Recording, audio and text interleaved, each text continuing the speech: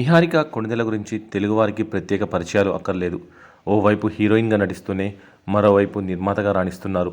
ఇటీవల ఓ వెబ్ సిరీస్తో ప్రేక్షకుల ముందుకు వచ్చింది నిహారిక. ఆమె ప్రధాన పాత్రలో డెడ్ పిక్సెల్స్ అనే వెబ్ సిరీస్ వచ్చింది. ఈ web series Disney plus Hotstar ఓటీటీలో స్ట్రీమింగ్ అవుతుంది.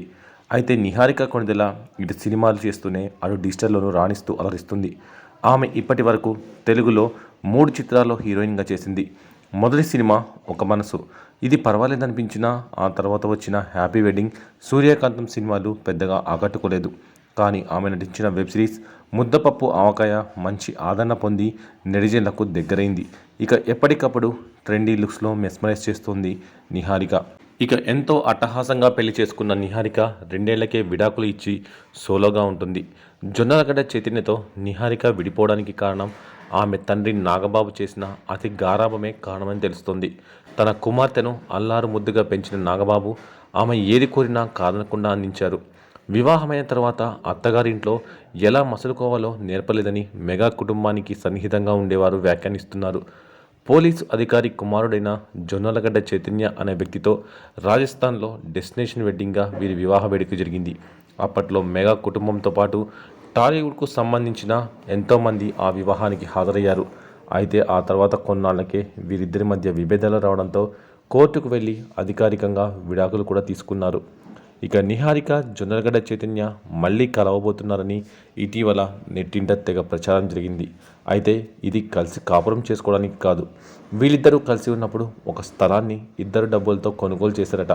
ఇప్పుడు విడిపోయిన నేపథ్యంలో ఆ స్థలాన్ని అమ్మకానికి పెట్టారని తెలుస్తోంది. ఆ స్థలం ఇద్దరి పేరు మీద ఉండడంతో ఇద్దరూ సైన్ చేస్తే కానీ ఆ స్థలానికి అమ్మే అర్హత ఉండదని అంటున్నారు. ఆ కారణంగానే రిజిస్ట్రేషన్ ఆఫీస్లో నిహారిక జొన్నలగడ్డ చైతన్య మళ్ళీ కలవబోతున్నారు అంటూ ప్రచారం జరిగింది. కానీ అది అవాస్తవం అని తేలింది. ఇక ఎంతో అన్యోన్యంగా ఉండే నిహారిక చైతన్యలకు కూకట్పల్లి ఫ్యామిలీ కోర్టు విడాకులు మంజూరు చేసింది. అసలు వీరిద్దరూ విడిపోవడానికి నాగబాబే కారణమంటూ ఎన్నో విమర్శలు వచ్చాయి.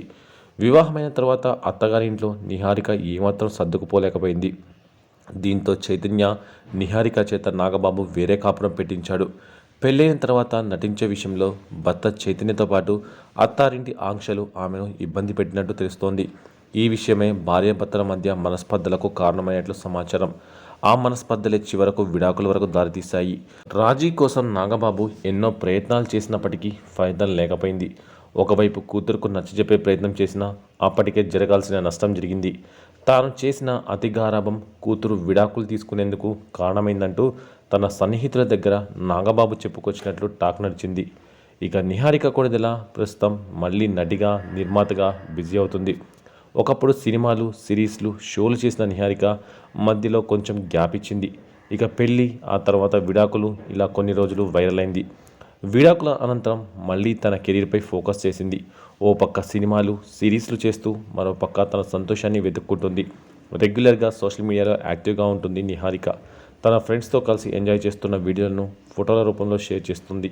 రీసెంట్గా నిహారిక నృత్యం చేస్తున్న కొన్ని ఫోటోలను సోషల్ మీడియాలో షేర్ చేసి 2023లో నాకు సంతోషాన్ని ఇచ్చింది కథక్ అని పోస్ట్ చేసింది.